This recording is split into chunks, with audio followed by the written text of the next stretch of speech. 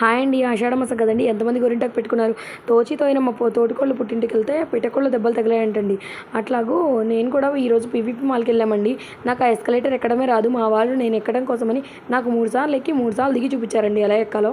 నాకైతే మస్తు నవ్వొచ్చింది. నేను చాలాసార్లు వెళ్ళే కానీ ఒక్కసారి కూడా దాని మీద ఎక్కలేదండి. ఎందుకంటే ఒకటి 3 లాగా కనిపిస్తుంది నాకు అది ఎక్కితే.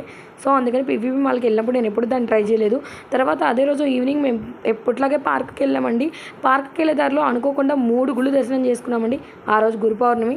అసలు అనుకోనే లేదండి. ఎందుకు దర్శనం చేసుకున్నామో కూడా తెలీదు. బట్ అంటే తెలియ కూడా దర్శనం చేసుకున్నారా అంటారేమో. వెళ్ళే దారిలో వెళ్తుంటే కోలాటం అవన్నీ కనిపించాయి. సరే వీడియో తీసుకుంటారన్నాను. ఇంకేముంది శర్మగారు ఆపేశారు. అదంతా దాటుకొని ఆ ట్రాఫిక్ దాటుకొని వెళ్ళడానికి కొంచెం కష్టమే పట్టిందండి. వెళ్ళాక తెలిసిందండి కోలాటం చాలా చక్కగా వేస్తున్నారు పిల్లలు. అదొకటి పిల్లల్ని చూస్తే భలే ముచ్చటేసింది కానీ పక్కన ప్రసాదం పెడుతున్నారండి. అయ్యయ్యో అనవసరంగా అన్నం తినేసి వచ్చానే, ప్రసాదం తినేదాన్ని అని చెప్పి శర్మగారితో అన్నానండి. శర్మగారు అన్నారు, ఏం పర్లేదులే, నువ్వు తినే ప్రసాదం ఇద్దరికి మిగులుతుంది, ఇద్దరు ప్రసాదం నువ్వే తినేస్తావు, దేవుడి దయ వల్ల ఇద్దరికి ప్రసాదం మిగిలింది అక్కడ అని అన్నారండి. నాకు మస్తు నవ్వు వచ్చింది. పిల్లలు అయితే చాలా చక్కగా వేస్తున్నారండి. 11-12 ఏళ్ళు ఉంటాయి మహా అయితే.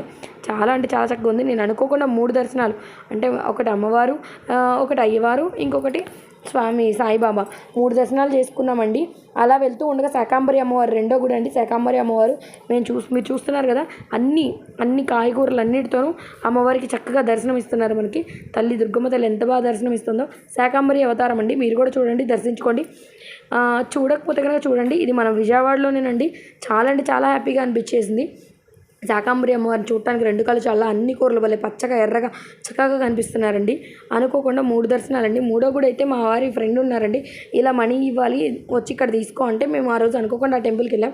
నాకు అనిపించింది అయ్యో ఇది సాయిబాబా టెంపుల్ కదా అని. సో దానివల్ల 3 దర్శనాలు చేసుకోవాల్సి వచ్చింది. Thank you so much for watching అండి. శివుడాకి లేనిది చీమైనా కుట్టదు. అది మాత్రం ఏమంటారు, కరెక్టా కదా?